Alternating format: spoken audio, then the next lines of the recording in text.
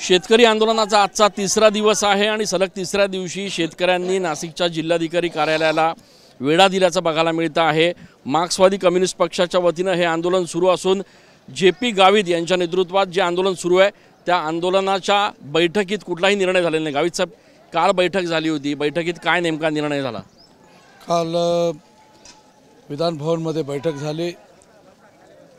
राधाकृष्ण विखे पाटील यांच्या अध्यक्षतेखाली आणि मुनगुटीवार साहेब, त्याचबरोबर गावित साहेब, विजयकुमार गावित साहेब आणि आपले पालकमंत्री दादासाहेब भुसे यांच्या उपस्थितीमध्ये जी बैठक पार पडली त्याच्यामध्ये 2.5 तास चर्चा झाली, परंतु आम्हाला समाधान होईल, आमच्या प्रश्नाला न्याय मिळेल असं आम्हाला वाटलं नाही आणि म्हणून आमचा हा लढा अजून आम्ही चालू ठेवणार आहोत। बरं, पण नेमकं आडलं कुठे आहे घोडा? आता नेमकं काय चर्चा करायची राहिली आहे? काय मागण्या तुमच्या आता की ज्या मान्य होत नाही आहेत? मागण्या आपल्याला माहीत आहेत। आमचे मागणे जे आहेत ते शेतीमालाला योग्य भाव मिळाला पाहिजे, त्याचबरोबर जे आदिवासींचे वन जमिनीचे प्रश्न आहेत ते आमच्या मागणीप्रमाणे सोडवले गेले पाहिजेत।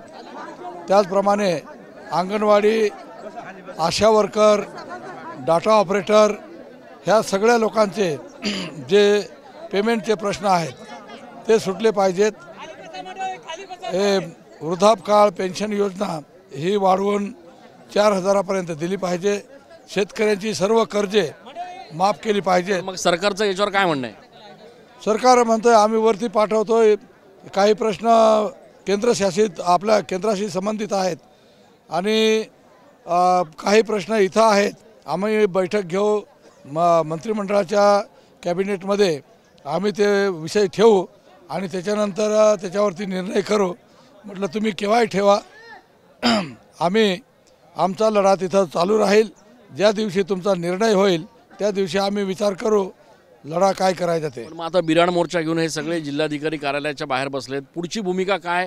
आक्रमक होणार का आंदोलन? अजून आम्ही आज मीटिंग घेणार आहोत आता थोड्या वेळाने आणि त्याच्यानंतर आमच्या ह्या जिल्हा कमिटीच्या बैठकीमध्ये जो निर्णय होईल त्याची अंमलबजावणी आम्ही करू। आम्ही जो निर्णय घेऊ, इथं जे आलेले लोक आहेत, ज्या लोकांच्या ज्या प्रश्नावरती लोक इथं जमा झालेले आहेत ते प्रश्न कशा पद्धतीने सोडवायचे, त्याला न्याय मिळेपर्यंत इथं लढायचं, हे आम्ही आजच्या मीटिंगमध्ये ठरवणार आहोत। जोपर्यंत निर्णय होत नाही तोपर्यंत हलणार नाहीत।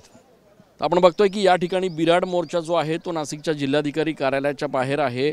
संपूर्ण परिसर जो आहे त्या ठिकाणी ठिय्या आंदोलन सुरू आहे आणि जोपर्यंत ठोस निर्णय होत नाही तोपर्यंत इथून हलणार नाही अशी भूमिका जे.पी. गावित यांनी घेतल्याचं सांगितलं। कॅमेरा पर्सन आकाश शेवलेसह मी चंदन पूजा अधिकारी, TV9 मराठी।